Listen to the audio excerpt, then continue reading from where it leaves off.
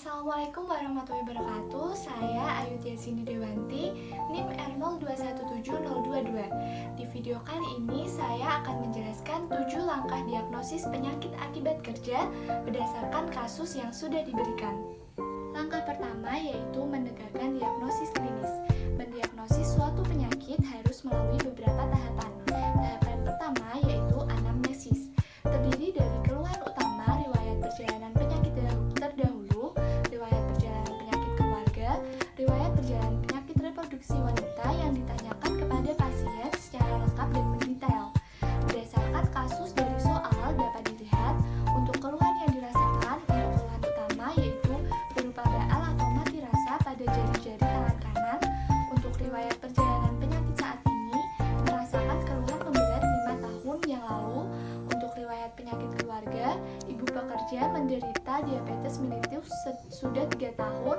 Lalu untuk riwayat penyakit terdahulu tidak ada. Untuk riwayat reproduksi wanita tidak dijelaskan pada kasus. Tahap kedua, pemeriksaan fisik dilakukan untuk menentukan kelainan suatu sistem atau organ tubuh dengan 4 cara, yaitu inspeksi, palpasi, perkusi, dan auskultasi. Tahap ketiga yaitu pemeriksaan penunjang yang dilakukan untuk memperkuat diagnosis yang dihasilkan dari pemeriksaan fisik.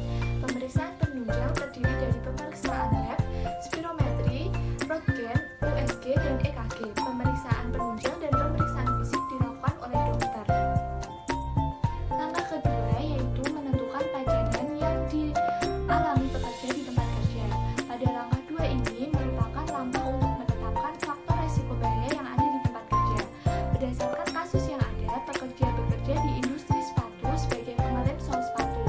Pekerja biasa menggunakan tangan atau kuas untuk mengelem sepatu.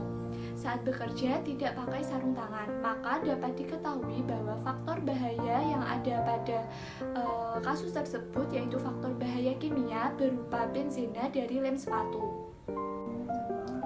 Langkah ketiga yaitu menentukan hubungan pajanan dengan diagnosis klinis. Menentukan hubungan antara pajanan dengan penyakit dapat dilakukan dengan berdasarkan evidence base yang ditunjang dengan bukti yang akurat.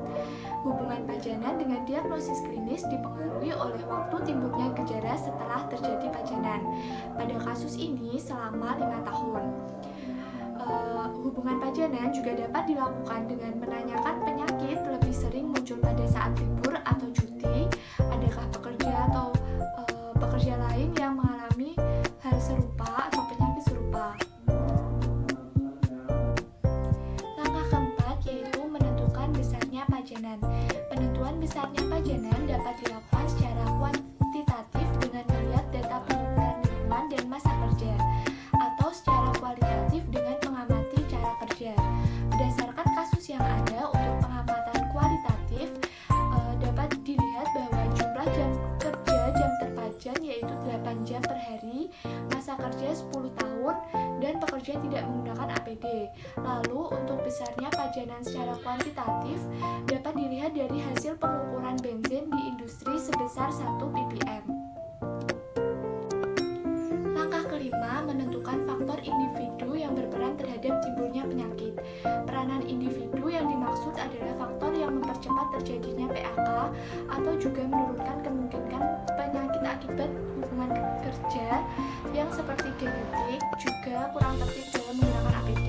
Untuk kasus ini, pekerja tidak menggunakan sarung tangan, jenis kelamin wanita, dan riwayat penyakit keluarga yaitu ibu pekerja mengalami diabetes mellitus.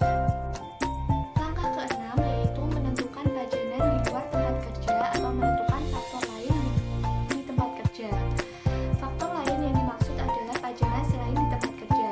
Faktor gaya hidup yang dapat menunjang terjadinya penyakit seperti hobi dan kegiatan lain yang dilakukan di luar pekerjaan. Berdasarkan kasus yang ada, sepulang bekerja di industri sepatu, pekerja tidak ada pekerjaan lain selain menjadi ibu rumah tangga.